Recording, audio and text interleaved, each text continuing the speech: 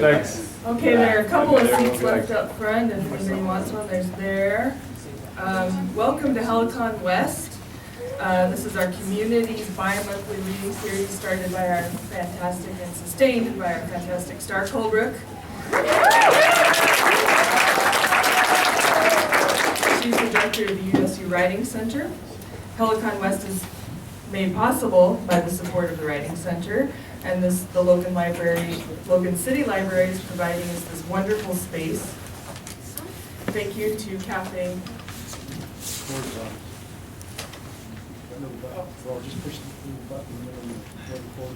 See, I told you guys the microphone was on. Mitch, fix it. Oh, that one. What button? Okay. He always pushes my button. And thank you to Cafe Ibis for the coffee. I think it might already be gone or the cups are gone. But anyway, I'm Shannon Ballum. I teach at the university. I'm currently teaching poetry writing and fiction writing. I am the bullpen slam team coach, and I just sort of said I'm going to do this, and then I said, okay, we're doing this, and so we're doing this. Bullpen is our creative writing club at USU, started by our club advisor, Jennifer Steiner. Where is she? I'm doing this. Oh, there you are.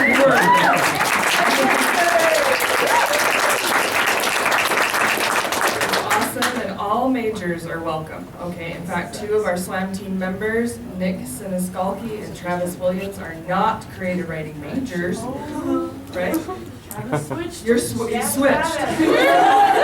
How persuasive we are. But Nick is a psychology major, and so just tell people, invite your friends, and everybody is welcome. All majors welcome. Bullpen is held most Mondays of the semester at 3:30 p.m. And our next meeting is next Monday at 3:30 p.m. in Old Main 207. Millie Tullis is our president of Bullpen, so you can talk to Millie if you have questions. Thanks, Millie.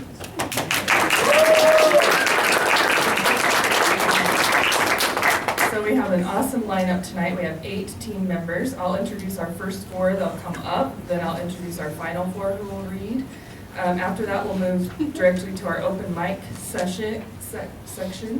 There are still some slots available. The sign-up sheet is there on the table next to Jesse, our intern, and who will be recording this. Please put down your email address if you're going to be part of the open mic, and then you would like Jessie to interview you because she's doing a wonderful. She's going to write a book about Helicon West, and so you can be involved in that book and be interviewed. Before I introduce our first 4 readers, the team has asked me to read a poem tonight, which thank you guys for asking me to do that. I chose this poem because to me it explores many of the issues that you will hear in the poetry from our wonderful readers tonight.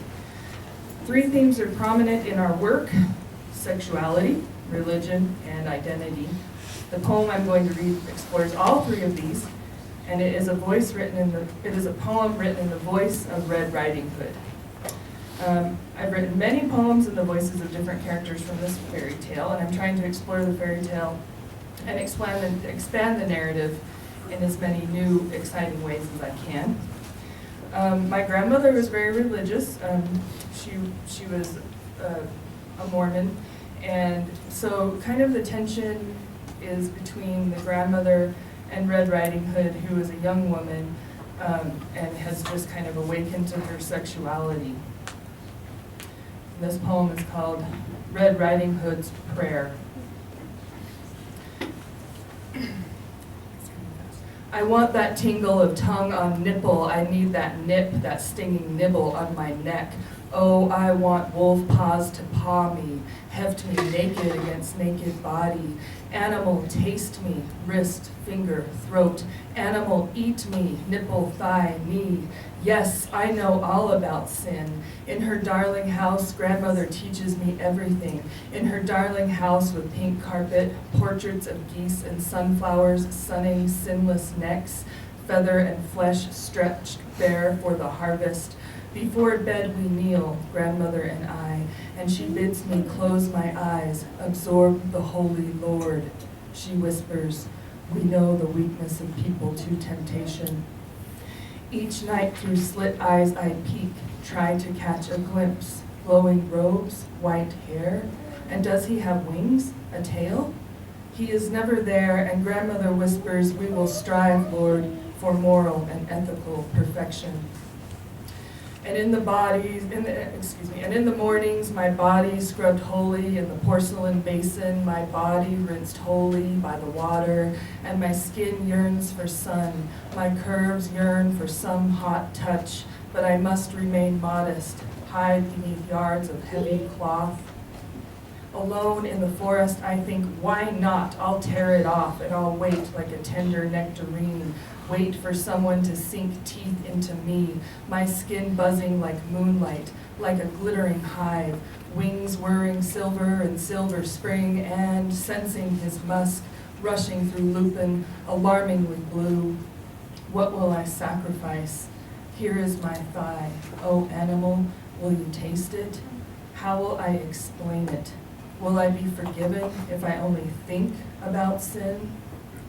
Forgive me, grandmother, for imagining this tear in my cloak, these leaves in my hair, this bite on my hip, this kiss dripping honey from my lips. Thank you.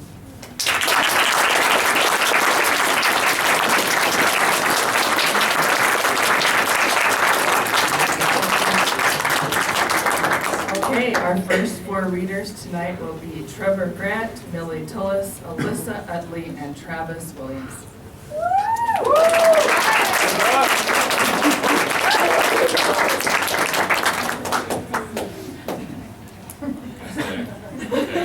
How's it going, everybody?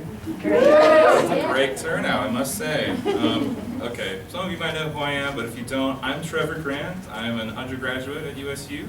I'm the vice president of the Bullpen, and I've got a couple poems I'm going to read tonight. First one's kind of it's an interesting kind of poem about how I feel about being like born in this country and like the issues that kind of, it's so funny. She knows what's coming. Go ahead and start. I am an American. I like fast food and fast cars, and sometimes I like fast food in fast cars. When I wake up, I have coffee that's as black as my president. I switch on the news to see the dire straits of other countries before heading out the door to face my own daily grind. I'm proud to say that I have all the choices that any freedom-loving citizen would crave, from which slack-jawed reality TV I watch, to which watered-down beer I get shit-faced on the weekends. I can choose it all. But I didn't choose to be an American. I didn't phone up my mother in utero and say, "Dear sweet mother, before ejecting me, would you kindly point your vagina toward the promised land, as if the spirit of Columbia herself would guide me with orange cones down the white road." I really had no choice, but here I am. I didn't choose to surround an encampment of Lakota Indians at Wounded Knee and gun them down. And I sure as hell didn't choose to shoot down 4 protesting students at Kent State, but here I am. I didn't choose to fly attack drones to murder Pakistani civilians. And I didn't choose to torture and force-feed prisoners at Guantanamo Bay. No trial, no questions asked, but here I am. And I carry that burden with me wherever I go. The flag striped across my chest like lashes wherever I go. Red, the My Lai massacre. White, Japanese internment camps. Red, the Trail of Tears. White, Rodney King. Red, Matthew Shepard. White, Napalm in Vietnam. Red, Nagasaki. White, Hiroshima. Red and white and red. Stripes meant to symbolize us coming together, lingering like scars wherever we step foot in the world. I have no choice. I carry this wherever I go. But I can choose. I remember. I choose not to nod along to the smiley Walmart faces on the news, but to tune into the tears of bloody history. I choose not to numb myself with decadence and privilege, but to feel the shudders of second-class citizens. I choose not to stand pledge blind allegiance, but to sit and think what's been done in the name of God and country. And I choose not to ask, what can we do for our country, but to ask what our country's done to us.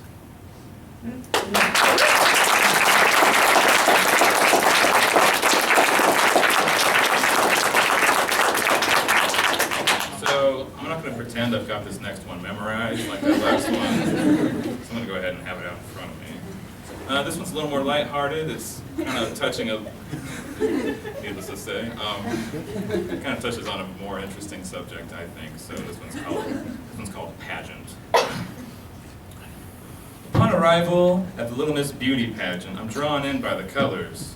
Curtains decked out with pinks, purples, and yellows like a pastel playground, the stage ablaze as if a rainbow vomited all over it. I slink into a chair, alone and aloof, as if it's my first AA meeting. And before I know it, it's showtime.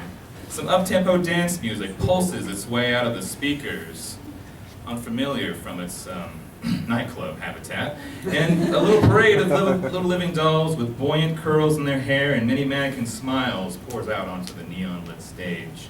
Immediately, the mothers of all the daughters stand up their imaginary puppet strings, pulling and twisting at their daughters. Come on, Jasmine, big smile, honey. Come on, let's see it. Come on, big smile. Now walk and turn. Yes, come on, big smile, honey. Suffice to say, Jasmine smiles. They all do. No doubt coked out on all the gummy worms and gummy fish and gummy bears and gummy frogs that had stuffed down their little throats. They all smile real big, their eyes wide as if they can't register the world around them. Before I know it, the show's opener comes to a conclusion. The mothers sit down in their chairs like expectant hens, and then an announcer with his bow tie securely attached below his chin lets me know that next, oh God, next, it's the swimsuits. With each passing second after this announcement, I feel the anxiety settle around every crack and fold of my skin, like thick batter settling into a waffle iron. There they are, lined up on stage, with matching smiles and frilly bikinis, like some sort of prepubescent police lineup. My stomach tightens like a quivering fist. I feel so wrong. I mean, these girls have like a decade before any actual tits show up, and here they are prancing around like little delicate pinups for a hungry crowd, a crowd of mother coaches, of judges with the faces of sweatshop managers picking apart little pieces of meat, and all around me, plastered grins. Facades hiding the most salacious of smiles. I can't take it. For just 1 minute, I stand up and I shout, "This is so fucked up!" A firm grasp on my wrist and arms lets me know that security has decided it's time to go. As we make our way to the doors, I can hear the trailing voice of the announcer call, "And now for the talent show!"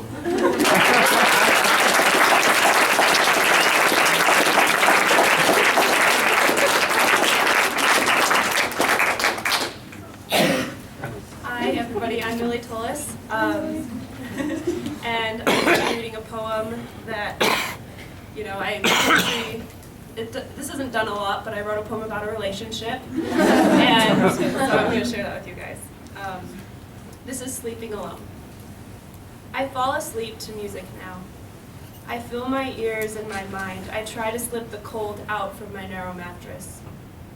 To forget how you felt, arms and sharp hip bones digging into my malleable skin whenever you kissed me and ran your fingers through the soft sleekness of my hair. Usually you kissed me long, but once it was just for a stolen moment in the front seat of my car, and we shivered as if we were naked. I want to forget how I felt, sitting next to you on the edge of your stained bathtub. Do you remember? We'd been walking barefoot through dry winter leaves, and we were both wearing your sweaters, but they were too big for us. My feet stung when they hit the hot water. They were screaming because I couldn't. When I took them out, all stained red, the cool, silent air making up the space between our breaths stung me again. I'm sleeping in a shirt that isn't yours. but I can feel your black sweater slung over the arm of my chair. And lying in bed, I can't forget how it felt when warm breath was circulating always. You were only as far away as an elbow is to a wrist, and I could put my chin into the solid of your chest and tell you my dreams before I was even fully awake. They all escape me now. The songs that hide me from silence tongue them into a pulp I can't hold to.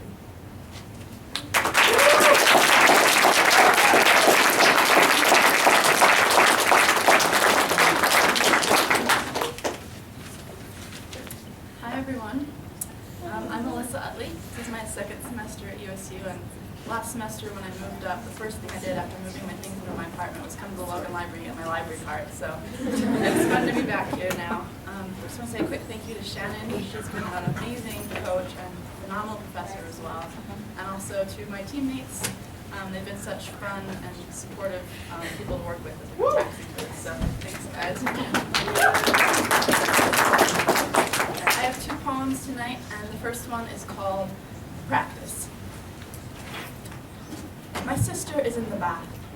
I am kneeling, arms stretched over the porcelain edge, rubbing shampoo through her wiry locks, rinsing away peanut butter, crusted milk, ketchup, applesauce. After the bath, I will count out 8 different rainbow pills for her and tuck her into bed, a plastic baby doll wedged in the crook of her elbow. My sister is 16. When people hear the story of medical malpractice, of smothered lungs, plum-colored lips, frantic midwives, of latex fingers dripping blood, their eyebrows warp with sympathy, and you can see the phrase, "if only," forming on their lips. If only that thick, slippery cord hadn't curled around her throat. If only the oxygen had reached the delicate dips and twists of her brain. If only we hadn't been left with this crooked, drooling, infinitely infantile shell of a person. And then they walk away, leaving those 2 venomous words behind. But she doesn't hear them. She's too busy warbling garbled melodies at the top of those once smothered lungs, too busy dancing around the house. Limp, twirl, limp, stumble, twirl again. She is practicing, because tonight is my sister's prom. She has a new dress, ink blue and covered in lace. Eye dust midnight eyeshadow over her twitching lids, brush blush on the full moon of her face. When she looks in the mirror, her features scrunch into a grin, and she yells one of the few words she knows. Happy, happy. The word swells like poetry in the air. She is happy, happy, happy.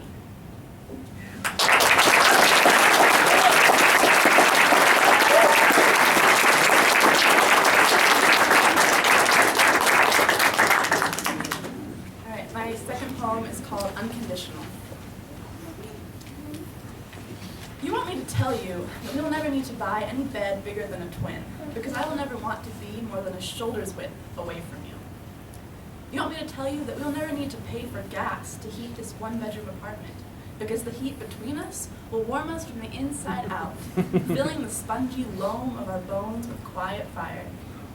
You want me to promise that we will not need to patch the cracks in our lives with the plastic rectangles of MasterCard or Visa, because we will never have any cracks in the first place.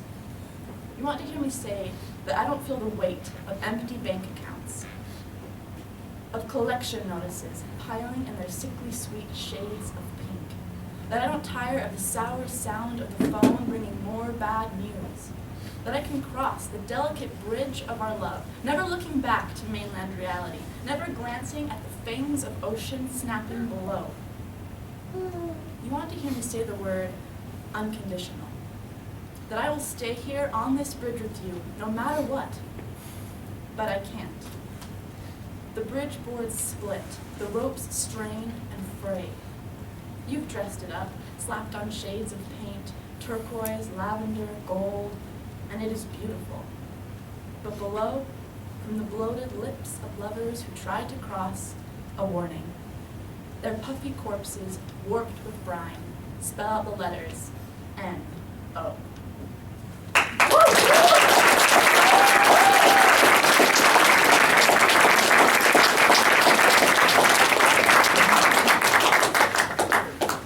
Wow, a lot of people here.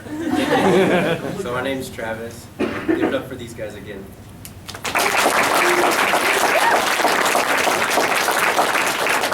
How about that weather, right? So, how many of you guys have read The Outsiders? Yeah, a handful of you? All right, so my first poem is called The Outsiders. We're all a little depressed, so confess it, because the words that you ain't saying is what got you stressing. So be expressive, get dressed up, put that vest on. Smile when you're scared like I'm doing now. Get elated like a kid who is still stoked on ice cream and fantasy. Scream at society, but don't be too loud. Don't want to be whiny. Don't be too proud, might be irony. Don't be different, might be crazy. Don't do what people tell you to do. Say, nah man, fuck you. You should have asked nice, I might let you ask twice, but the price will be respect, for I expect to be treated with it. Because we aren't that much different. Just some beings on a planet trying to figure out who planned it. Some people trying to dismantle it, then you have people like me who can't handle their own shit. My mind is like a game of Battleship. Constant bombing overseas, my own worst enemies are these memories that I can't concede, so I conceal them. I never reveal them and play it off like I'm made of a million, but constantly my emotions are hitting the ceiling. So hopefully you can revel in the fact that you're 1 in a trillion. Or maybe you're not, because others have these feelings about. So next time you have doubt, just revel in the moment. Take some deep breaths. Hold them. And above all, remember to stay golden.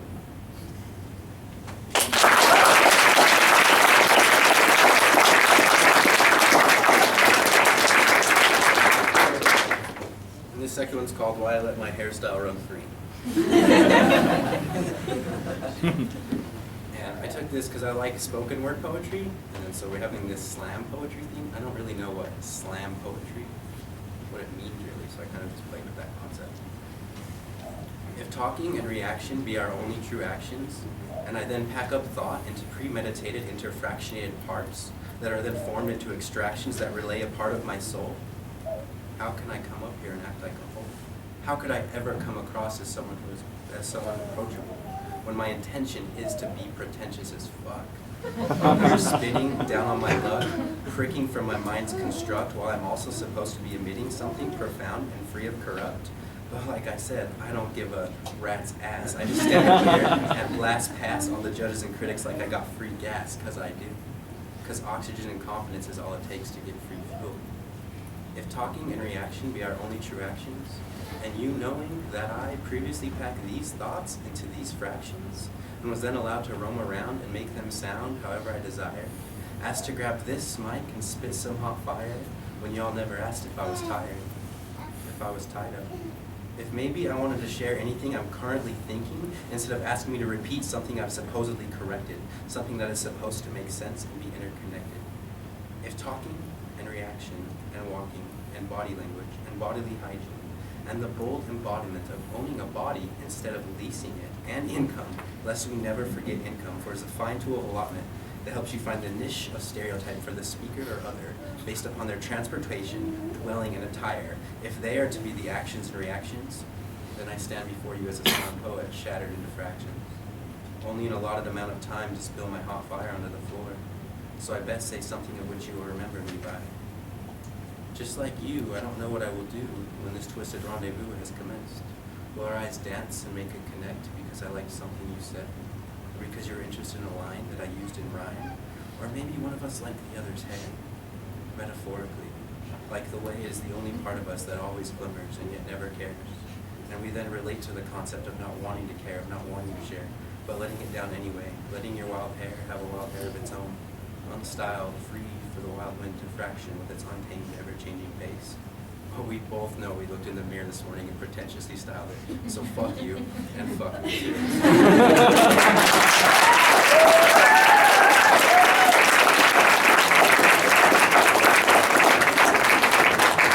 Great job, guys. Okay, so our last 4 readers will be Nick Siniskalki, Brittany McDonald, Jordan Roberts, and Jeannie Muller.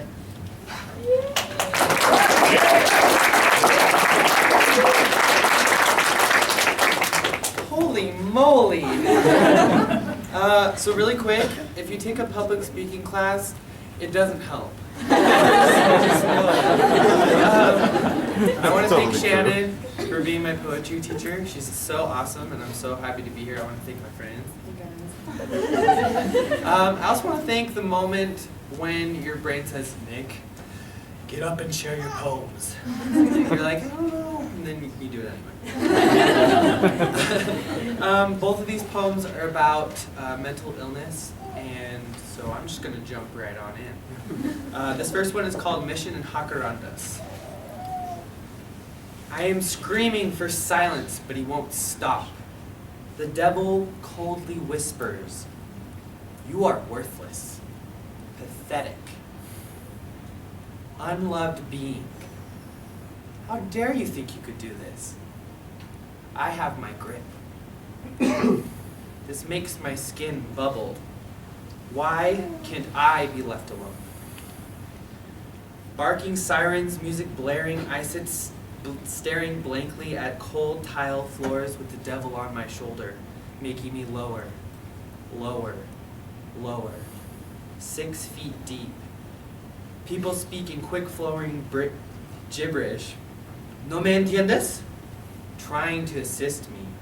"No te preocupas poco a poco." To understand. "Está bien, Elder." To comprehend. "¿Por qué no hablas con nosotros?" What? Wake up. Repeat. Shrug. I don't know. Nodding heads. Avoid eye contact. Blank stares. Blank stares allow me to contemplate my escape since Lucifer, my immovable iron ball and unbreakable chain. Silence I crave. Jabberwocky, you won't drag me down. Blankly staring into frigid, cold concrete wall, first week.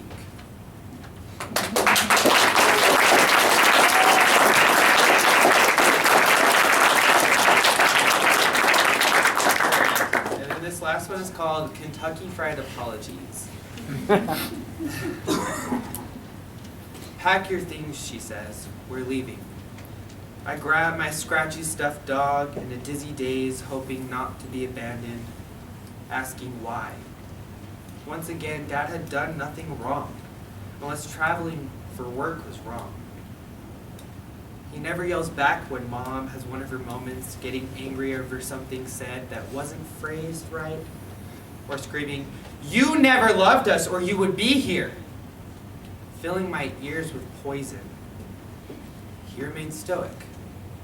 Sometimes he brings us warm animals with heart-shaped tags and names, praying they'll make up for his absence.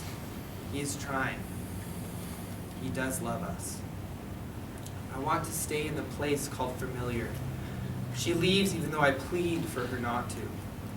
I hear the creaking humming of the garage door. She returns with KFC and grease and regret with a side of biscuits and coleslaw. He gathers us around the table.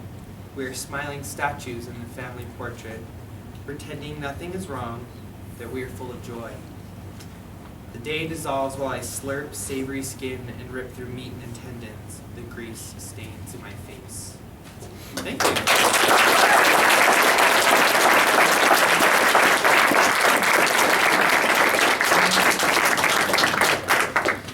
Okay, I want to make sure everyone knows he's not advertising KFC. I wish someone had told me because I went out and bought some. I'm Brittany. I have a couple poems tonight. One's about quilts and another one's about hands, but they're really both about boys. So here we go. This first one's called Patchwork. Every time I love, I take a little bit with me. A CTR ring, a red satin bra, jumping in puddles, drinking hot vanilla chai, burning black dresses, and writing after dark. I touch hearts, bodies, and souls, and each peel off underneath my hand, wrap themselves around my skin, and seep into my consciousness. I'd shower and wash and bleed and believe myself clean, but I was always a patchwork quilt. But there was a gap. Right here in the middle, the size of both my hands. That gap was the piece that came from you, the piece that I unpicked with claws, the piece that kept me up all night crying and cutting and bleeding, the piece that I couldn't live with.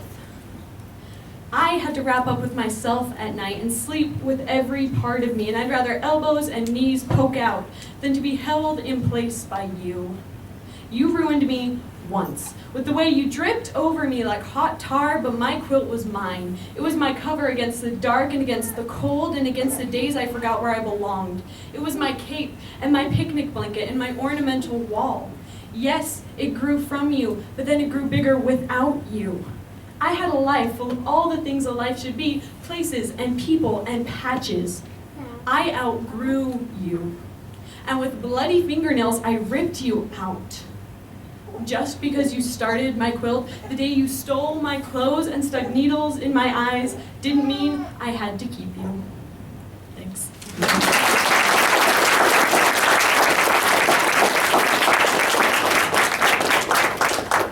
And this one's called Holding Hands.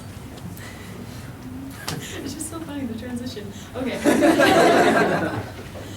When he held my hand, I didn't know if I liked him.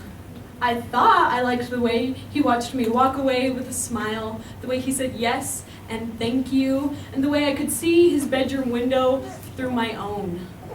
I knew he was cute and funny, and then he was holding my hand and everyone was saying he was perfect for me, and I panicked. I leant into him, not because he was holding my hand, but because I wanted to feel him anyway. He held it nervous and wrong with my thumb caught in his palm and his breath rattling in my ears, raking my body up higher and higher. For the first time in years, my heart was mine. Its blood pumped at my discretion. It had no poison to deplete, and I had just gotten used to watching it beating in still water, beating for me. And then he held my hand, and I knew I wasn't ready to give away the freedom I barely learned I had. To commit myself away when I had already made a promise to me. He was holding my hand, but only with his hand. If he could have seen inside of me, he would have known he had just lost his only chance. Thanks, guys.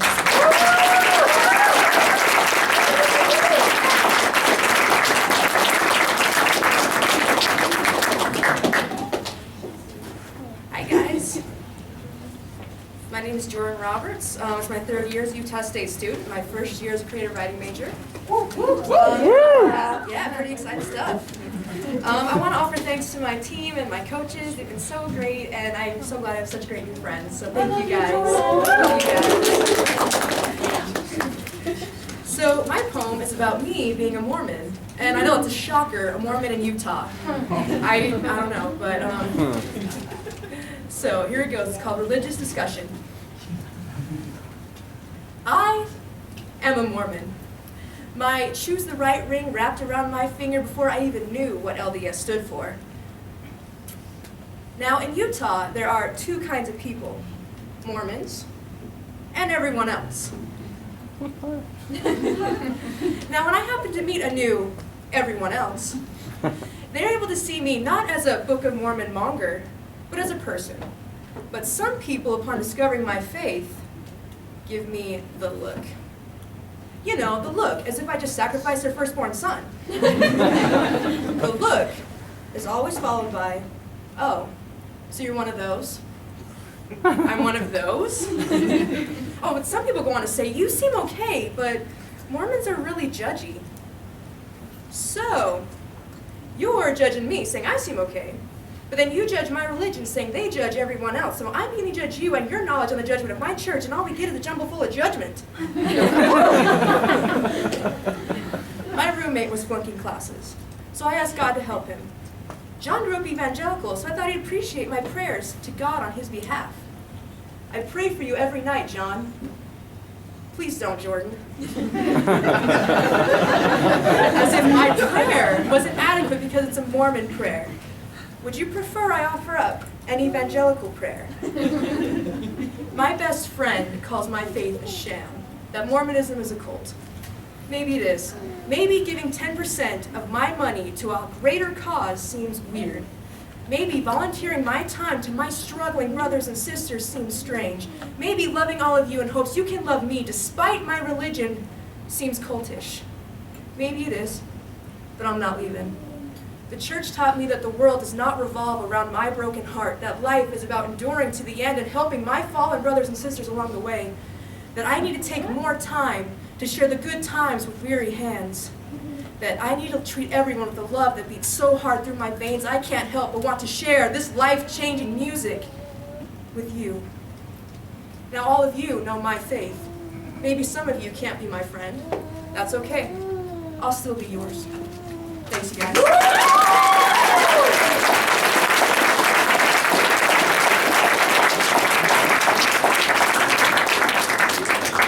Hi everybody, I'm Jeannie Wooler. I'm a sophomore up here. I just want to thank, first of all, our mentors, Jennifer Steiner and Shannon Ballum. I know your name. They're great.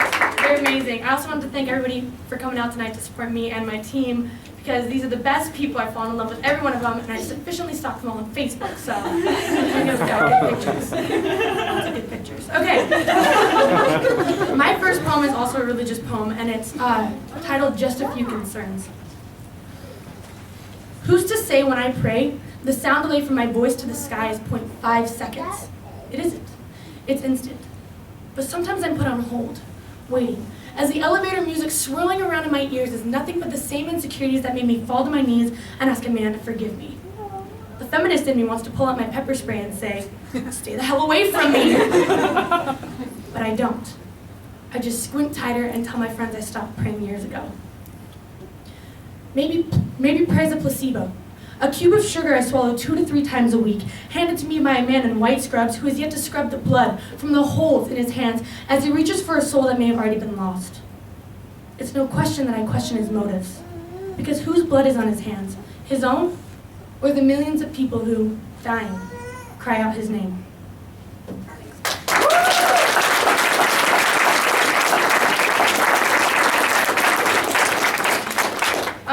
Okay, cool. Wow, I'm really shaky. Okay, I didn't even have any of that coffee, so that would have been bad if I did. Okay. This next poem is a poem about manipulation within relationships. It's called You Didn't Hear It From Me. Let me introduce you to my friends Max and Amy. You can't see them, but I wouldn't call them imaginary. Matt has these round rim glasses to help him see in HD, or was it 3D, or her double Ds? I don't know. He has this smile that will make the world twist like a pretzel and remove you from the shell that once kept you from sprinkling salt onto the freshly cauterized wounds some people call love. The sound of his heart reminds me of my father's. It moves up and down with every breath of fresh air. He smells my hair and tells me I smell like rain on concrete, like I have defeated the voice behind his 2 eyes that refuse to cry out and say, I love you! Well, I like you. Matt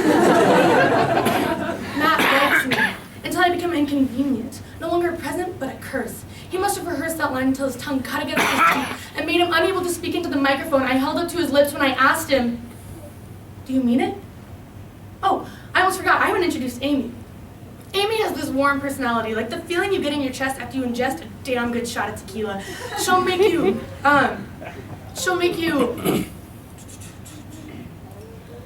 you drunk on laughter and wit that sometimes you aren't quick enough to keep up with, but you laugh anyways because you fear the moment you stop. The pain from the words the pain you feel from the words she said at your expense will make you double over until you cough out the worms that crawl around in your stomach that you mistook for butterflies. It's a joke, she'll say. You know I'm kidding. But jokes are jokes until they're not. Until the knots across your wrist leave blisters and rashes. As you keep giving passes, restraining yourself from the verbal abuse that hurts more than the scars left by the ropes you put on yourself in the first place. Amy likes me. As a friend and a punchline. A punching bag full of wrinkled foreheads and forced laughter. The fist into my stomach releasing air faster and faster until I lose the ability to ask, do you really mean it? But I've realized. They wipe me from their lips the moment they say my name with the back of their sleeve covered in spit and venom, and I let them. When I look in the mirror, I see their reflection. Instead of my face, I see wide-rimmed glasses. The sound of laughter fills the space between my left ear and my right. Right. Each night, before I close my eyes, I try to see the glass half full when I'm half empty. And I can't fool myself into hiding the cigarette burns on the palms of my hand as they make plans to move on without me. You dropped me, and I shattered like glass. I've gotta ask, have the cuts on the soles of your feet healed since you stood on the shards of what I used to be? Or do you remain untouched, unscathed by the pieces of heartache left on the concrete in front of you? let me introduce you to Matt and Amy. You can't see them, but they're definitely not imaginary.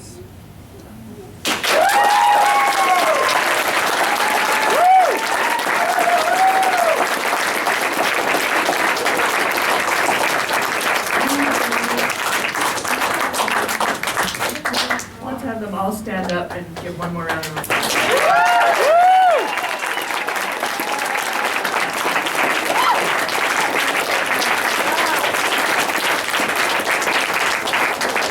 We have so much talent in our department, and it is just amazing. So thank you, and I hope this inspires some of you who don't read to just do it. You know, it's great, it's wonderful. It takes a lot of bravery, and I'm proud of these guys for being brave and doing it. It's a hard thing to do, and they did a great job. Yeah. Okay, so we'll move right into our open mic. I will introduce the first 3 readers, and then I'll come back up after those 3 readers are done, and we'll go on from there. And I am happy to say that our first reader is Johnny LaForce, who is my student, followed by Ann Stark, a wonderful faculty member, and Jesse Betts, our intern and graduate instructor at USU.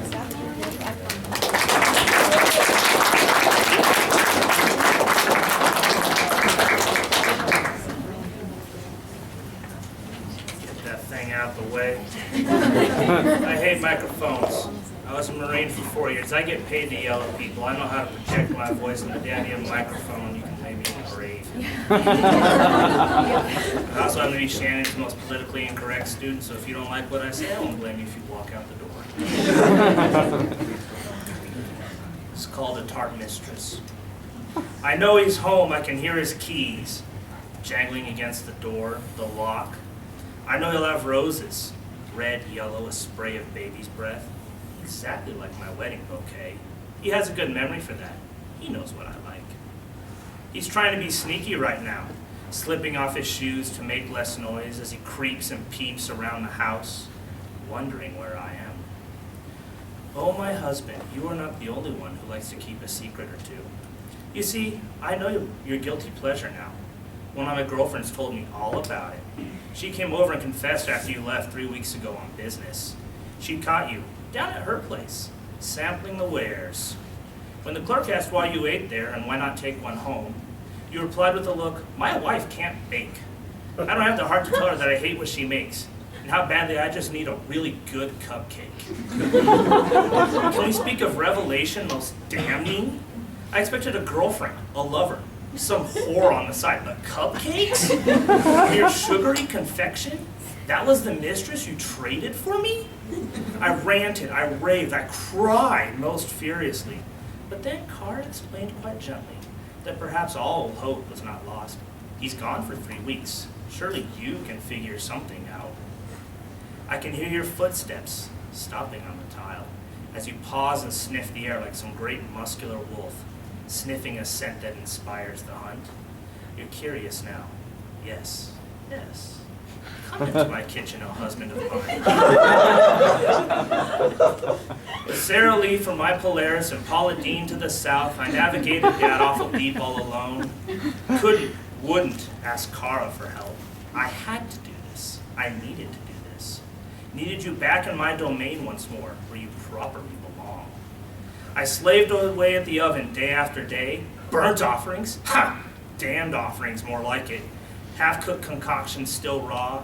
Without pause, I threw them at the neighbor's chihuahua. Running frosting smeared across the countertops. City firemen knew me by name and kept a wary eye for the alarm. But finally one night, amidst the disaster, land was sighted. Most glorious news. The first batch ever to turn out right. I celebrated with joyous glee. They even frosted up perfectly, and I became a hit with the PTA.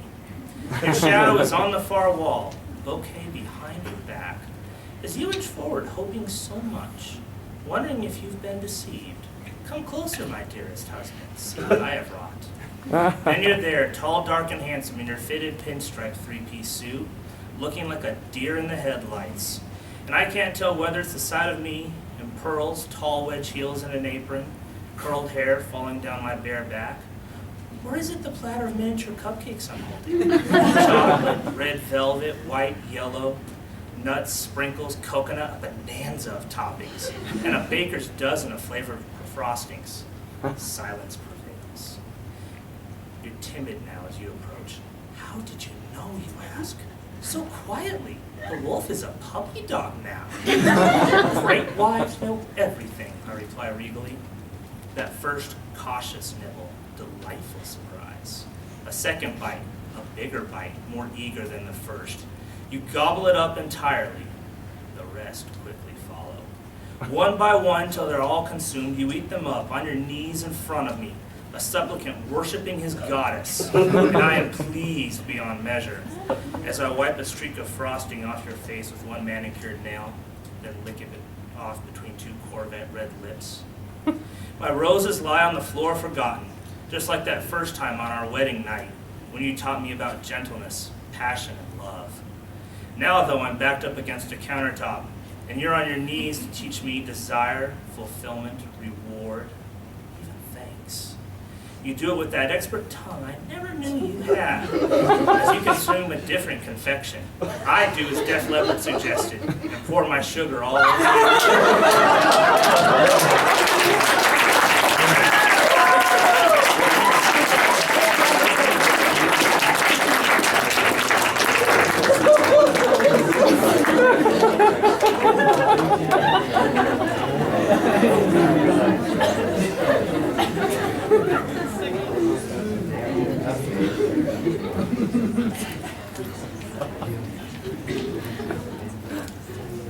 Hi.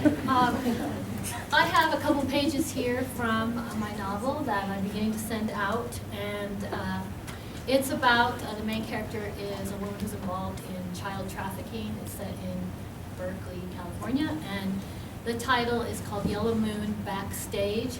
And last time I tried out a bit of my first chapter with you, and this time I'm going back to that same character, and here she is entering the house in which one of the children who they've abducted is inside. She enters their East Oakland bungalow by the back door, not because she might be spotted by the neighbors, but because there's a strange thing hanging over the front door that frightens her. Clyde says it's only a piece of shriveled garlic left by the previous tenants. Those tenants were Santeria members, and one of them, an old lady who supposedly died in the house, was known as una cura, which they took to be a witch doctor. Clyde insists that they leave the garlic pinned to the lintel because it's a sign of good luck, and they need it. But she doesn't believe that the piece of wrinkled lap skin is actually vegetable material. She stumbles into the house through the screen door at the back. Getting there, she has to shuffle past a dog chained inside a 6-by-6 foot enclosure. The dog belongs to the neighbor who was never there. She doesn't know how the animal gets fed, doesn't get to stretch its legs much, and it barks at the squirrels and tree rats in the acacia trees all night long. She feels sorry for it because sometimes she feels just like that dog. Clive pulls the car to the edge of the driveway near the chain link fence. After letting her out, he maneuvers the vehicle. His vehicle's often changed. Over the dirt backyard and into the adjacent street through the abandoned property behind the house. Clive doesn't want anyone to see the car, so he parks it on the side street. This one is a teal Celebrity. Last week it was a burnished crimson van. Clive doesn't like to drive vans by choice. He says that for what the two of them do all day, the vans are police magnets. Inside the screen door, she stepped into a small kitchen, washes her hands at the porcelain sink, which she doesn't use unless she has to, nor the ancient stove. The refrigerator holds bottles of milk and beer. Cupboards of painted wood with double doors hide an inner compartment where he keeps illegal documents and drugs. She was not supposed to venture in that area besides removing a can of chili or a bag of chicharrones. There are 2 rooms besides the living area, an open space with not much more than a torn couch and a mounted TV. One of the rooms she always avoids unless she has to go in, the one that houses the children. Her shared room with Clive contrasts with the rest by virtue of its color. The walls are maroon, the bed erupting with a week's worth of clothing, mostly hers, batiqued and safari printed, tropical and billowy. Clive's expensive t-shirts and sport coats were hung up in the closet, dry cleaned and encased in plastic cocoons, along with her designer dresses, which she never wore anymore. There are a few missing items which she has sold, but Clive's suits still dominate and hide any gaps in the space. Clive himself often smelled of the chemical dry cleaning agent from his suits combined with his strong cologne. She hasn't peeked in yet to check on the little girl whom they left sleeping in the other room. There are toys in the crib along with the poodle cloth puppets that can double as blankets. Clive will come home soon with snacks that she will supplement with milk. He had told her he was going out to hang posters. She doesn't know what that means. It could mean seeing other women, but she doesn't venture to guess. She forces herself not to think about what he does because of the heavy weight of disappointment, anxiety, jealousy, and regret will descend upon her, her personal dagger, as she calls it. The sinking feeling happened about once every other day, and it was only the fix at night that made her feel better. Buried in her mound of fabric, she thinks about her own childhood hours spent huddled in her bed at the Steppenwolf Theater. It was not much different from what she is doing now, nor different from the little girl in the room opposite, except she had been 6, and this little girl is a lot younger, maybe 3. Back then, her own dad and his wife cavorted and carried on with other members of the troupe in a room adjacent to her own. They would come to practice their lines and drink a few beers after rehearsal. The children just stayed in the shadows and found their refuge behind the green room. Old dressing rooms converted into bedrooms, cots for beds, old trunks for dressers, movie posters instead of windows. She did love the old costumes she would find there. After they lived in the Steppenwolf for a few years and she had some school friends, she and her friends would sometimes sneak into the costume room and dress up as Asian princesses from Turandot, Renaissance maidens from Verona, and society girls from Who's Afraid of Virginia Woolf. Her favorites were the stacked pumps because they gave her some height. She never liked that she was so small and her sister and brother towered over her. Sometimes her stepmom would find her sneaking around, but she didn't dare scold or expose her to her father. Mercedes was always afraid of Henry's children, and why shouldn't she be? How did she know that her teenage lover would return after 15 years with 2 daughters aged 6 and 12? What prepares a woman to care for another woman's children? Blushing now in the folds of her clothing, she asks herself that same question because that's exactly what she is expected to do. She pulls a bit of white lace around her long hair like a veil, cocks her head, and sees a maidenly image of herself in the reflection from the mounted mirror over the dresser. The white contrasts with her buttery brown skin. A saintly bride. What a joke. Clive will never marry her. She has always known that. But why did she choose this white man over Lucas, who was flawed but humble and really loved her? Was it because her father was white? Had she inherited her papa's promiscuity as well as a host of other bad qualities? Thank you very much.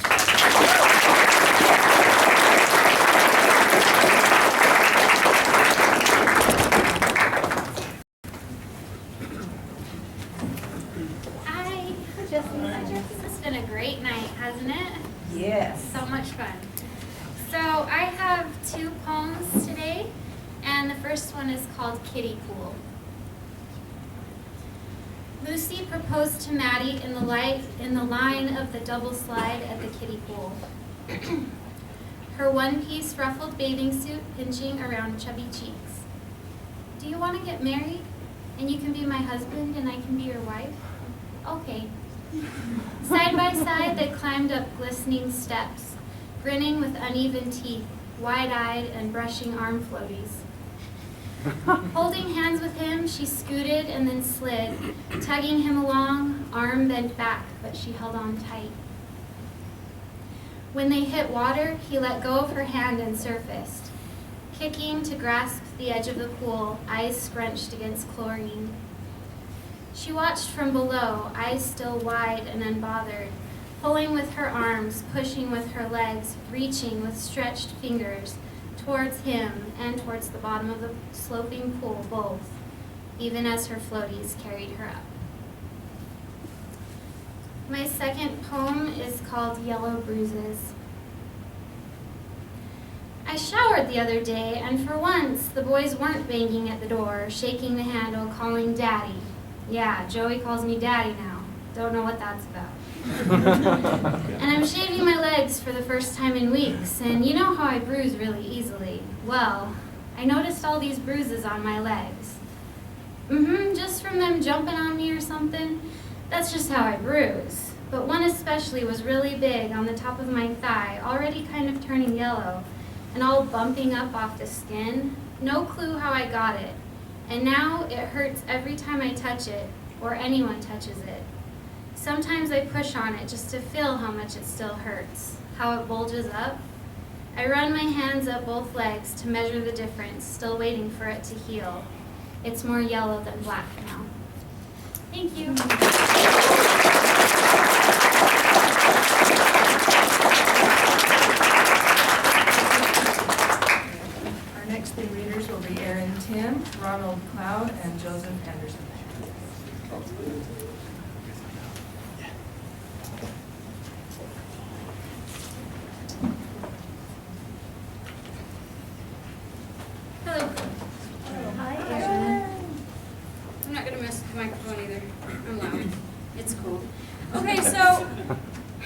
the benefits of living with a poet is sometimes he writes poems that you really like. And if he really likes you, you can say, hey, Isaac, I want to read those poems before you do. And sometimes he says yes. So I have 2 poems that are not my own. This is called The Silent Man by Isaac Tim. The silent man smiles, lips scarred by sister's stray softball when he was 6. The silent man is not silent, holds the chapel wrapped with his testimony, weaves stories with campfire smoke, paints with puns that make us roll our eyes. Tells a story of the time he leapt on stage at the USO show. In the photo, you can't see the woman, just shimmying sequins, and my father grinning like a jack-o'-lantern. The smile remains as my father is dragged, screen left, by 2 MPs. But he is silent on the man leaning against the car in the faded turtleneck, whose eyes never leave the distance. Silence about why that grin didn't leave Vietnam. Silent on the girl in black silk who walks toward him, only her smile seen under the brim of her non-la. Silent when I ask what happened over there. Silent when the drunken neighbor brags about all the gooks he killed. Silent as he flinches at that word. Silent after the story with no moral about the 6-foot Texan lieutenant who lost his head to a Huey blade. Silent as the snow hits the window of the truck as we drive deep into January. Second one is called Caliban Briefly Supports Big Tobacco. This, if you're familiar, Isaac is writing some Caliban poems. Okay, so Caliban Briefly Supports Big Tobacco by Isaac Tim. Caliban liked Big Tobacco's modality, fill the world with smokers.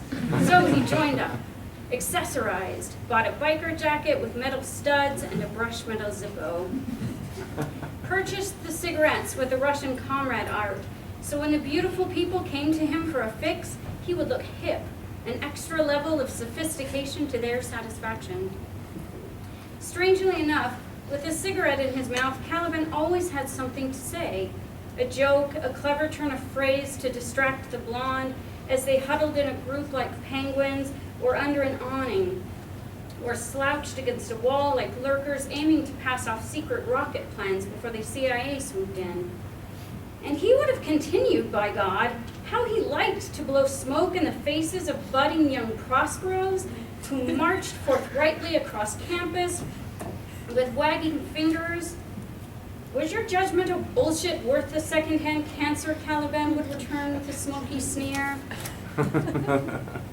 But one night, with the amazing blonde in his dorm, he reached for his Coke, but instead grabbed an ash can and got a swallow of 4 days of butts and backwash. He fell over gasping like a landed fish. It was then Caliban decided smoking wasn't for him.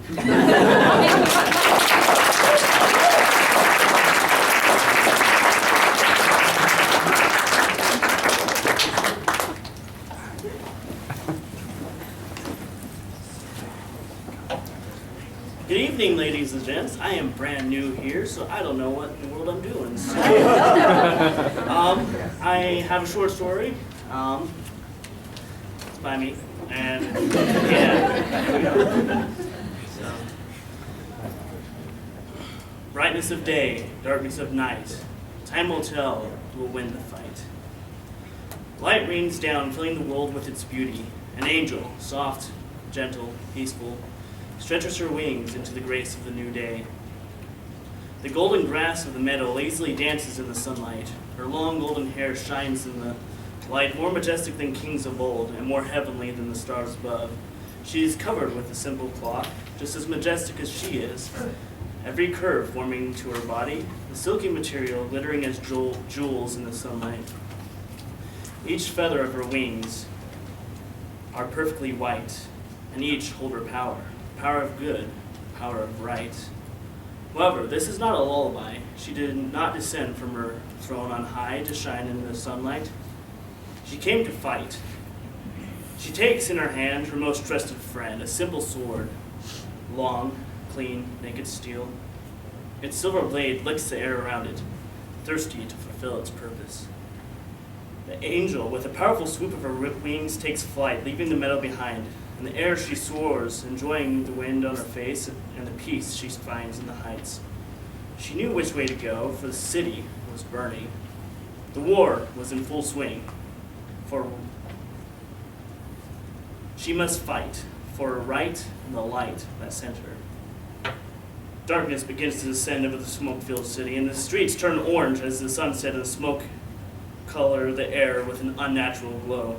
Darkness descends over a girl and her parents as the flames and death overwhelm their senses.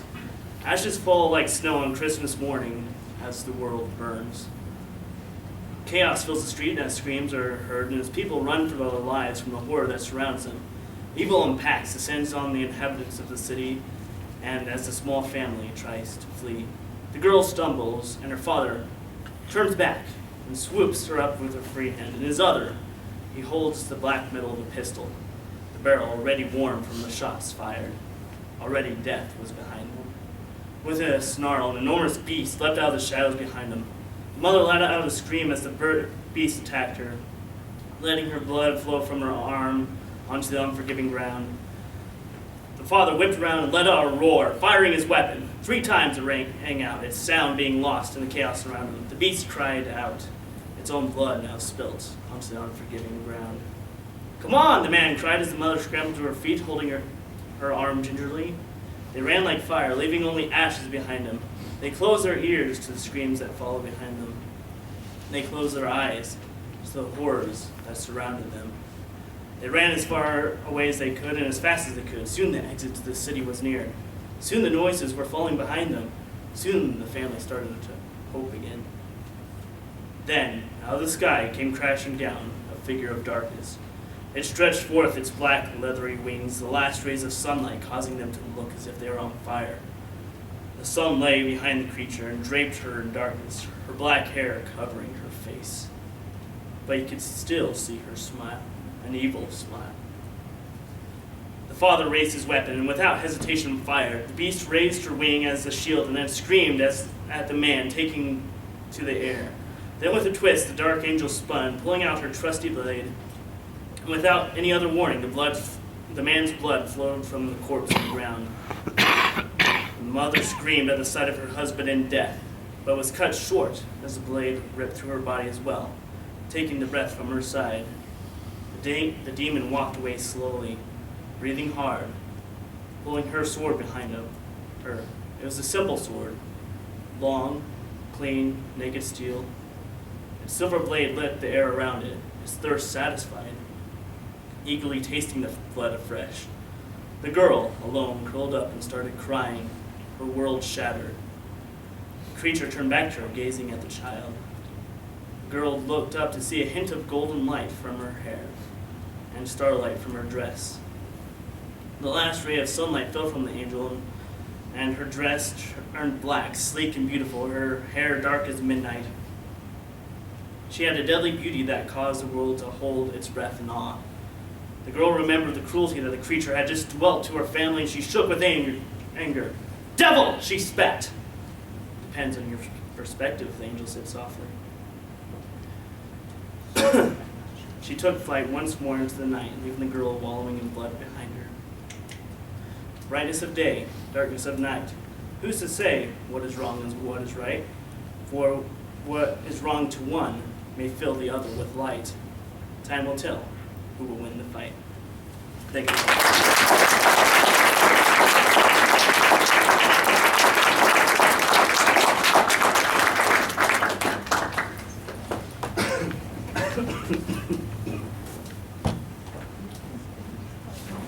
Hi, my name is Joseph. I'm a librarian here at the library. I love you, Joseph.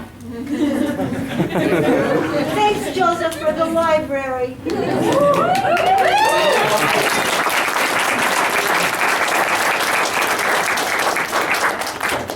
I just want to quickly thank our Mormon friend over here. I read poetry, but I've never had a piece bring a tear to my eye, so thank you. Good job. This is a nonfiction piece called Without Words. On Christmas Day, Mr. Rod Weiberg of Logan, Utah passed away. He was 95 years old. I never met him, but I knew him a little. I first came across Weiberg at the library's reference desk while flipping through religious and spiritual diversity in Cache Valley one day. I read an interview with Weiberg, who was profiled as an example of the Mormon faithful in our area. If I remember right, he spoke about his life, his marriage, his gardens, his woodworking, and his faith. He described his house just a block west of Main Street and a couple blocks from our own house. I visualized it and then filed away what I'd learned in my mind. Fast forward a couple of years, my wife Amy and I delivered a few newspaper routes around our neighborhood every morning. We discovered that one of our customers was Mr. Rod Weiberg. His address was confusing because he lived on a corner, and from the address number, it seemed that his door should have been on the other side of his house. Maybe the door had been moved, or maybe whichever unpaid city employee assigns house numbers just messed up. Once we successfully located the home and spent time walking past it on a regular basis, we noticed his gardens. He was right to remark on them. They were beautiful, yet somewhat gaudy for the small size and location of the property. He kept them up in memory of his wife, who had predeceased him. Anyway, you don't see many stone statues in residential yards in Logan. Nearly every morning as we rode our bikes or I walked past his house, Rod backed his nice maroon pickup with a camper shell out of his driveway. On a couple occasions, we converged in just the right way, so that he sat in the cab directly in front of me on the sidewalk for a brief moment. He would wave, and I would wave. I sensed that our beards engendered a certain unspoken mutual kinship. But most times we would just miss each other, he backing out first or me walking by too early. I never failed to wonder where he might be headed in the pre-dawn hours. Later I learned that Weiberg left early every morning to drive the mile uphill to the Logan Temple. We received the news of Weiberg's death the same way we do any change to our routes, on the sheet that comes attached to the top of every bundle of newspapers. Customer deceased, it said. And that was it. Every morning since that inappropriately impersonal announcement, I look at his house and think for a moment that I should deliver there, only to remember that it's empty, no lights on, no one to take the paper in, no one to tend the gardens.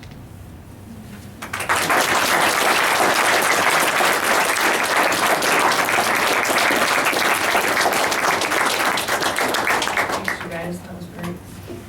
Okay, so our last three readers that we have signed up, though we do have some time if anybody else wants to sign up for open mic, but our last three readers that we have signed up are Kaylee Dunn, Zach Gregory, and Ron Jensen.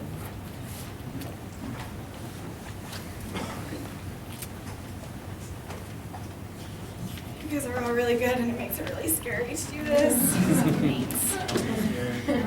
All right, this is my first time doing this, so I'm sorry if I'm shaky and scared.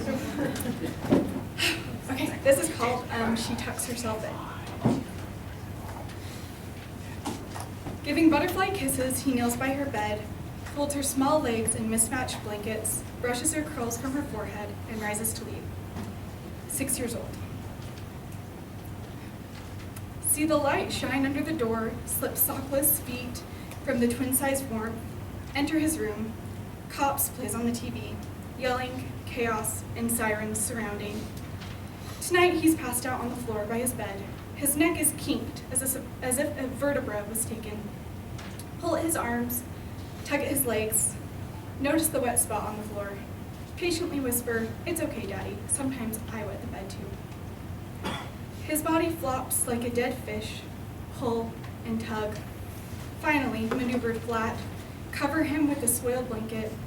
Place a yellowed pillow under his head. Tuck him in. Push the lit power button. Cop submits to black peace. Walk through the empty house. Lock the doors. Shut off the lights. With one more look at his lifeless figure, she returns to bed, but this time she tucks herself.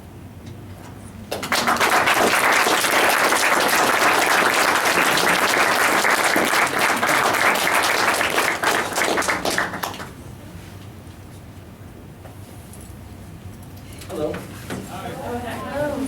I'm Zach Zachary Gregory. I'm wearing my bag because I'm going to be writing or reading 2 poems that are about experiences when I was wearing this bag. So, and they're about bikes. I'm really into bikes. But one of them's not done yet. I hope you can forgive that. But let's see. Oh no. Here, let me help you start. Yeah. Thank you, Joseph. You know them Thank you. Okay, cool. I push down. The chrome cog clicks loudly in protest in the force of my legs, numb to the ache. My skin, highlighted in green, smashes into a wall of quick red. Fuck it. The methodic trance neutralizes gravity. The buildings separate rhythmically, falling upwards, and my body follows the bricks. The sound brings the ground back up. The drummer punches me, the teenage driver screaming, calling me a faggot. I keep my head down, my legs moving, and he can't see me, but I'm grinning. It's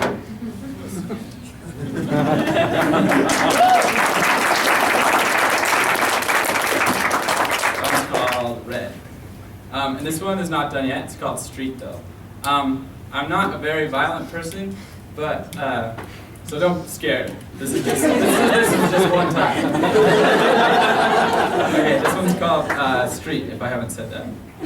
A steady crimson stream flows from my knuckles, falling off my middle finger onto my canvas shoes. Rubber soles push the broken glass into the asphalt.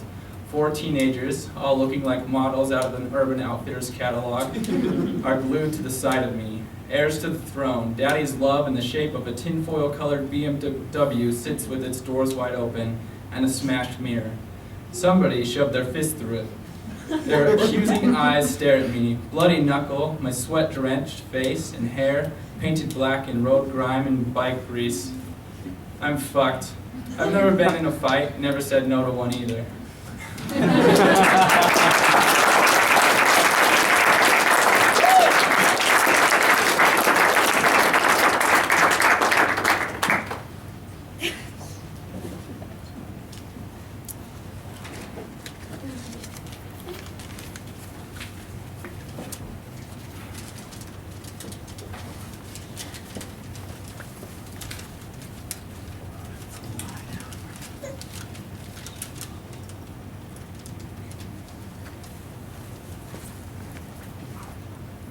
Hi.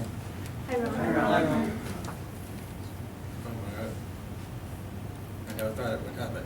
I never thought I could say, one my wife at the end of the day, jumped at others, never to me, married a scene. This wasn't to be. Then I found Kaylee. I'm against gun to you. I'd rather have, I sure love you.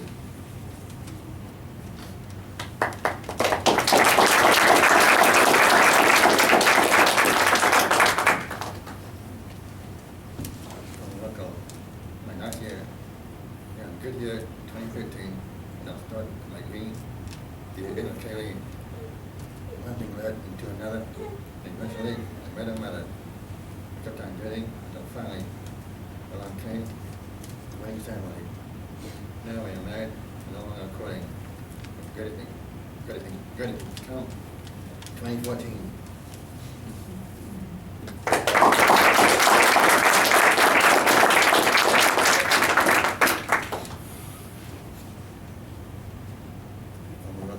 Colette, I'm good thinking about my marriage, but you won't forget. This is tough father, good Colette. Just a joy to be a guy. A better child is hard to be found. Takes good care of all the cats. A better friend is hard to get. She gets 2 days, all the classes. Teachers don't like her, without any classes. I love her so, this means a lot to me. You got to be part of the family.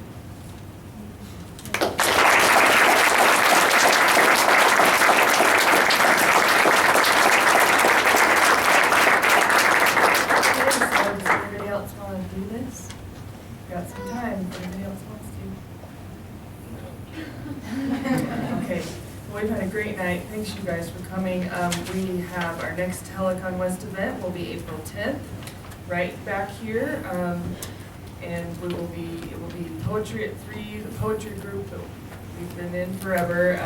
I will be reading, Star will be reading, and anybody else from the group here? It'll be great. So please help stack the chairs back up by the side of the wall, and then Star, is there anything else that we need to know? Thanks for coming. Thank you for coming.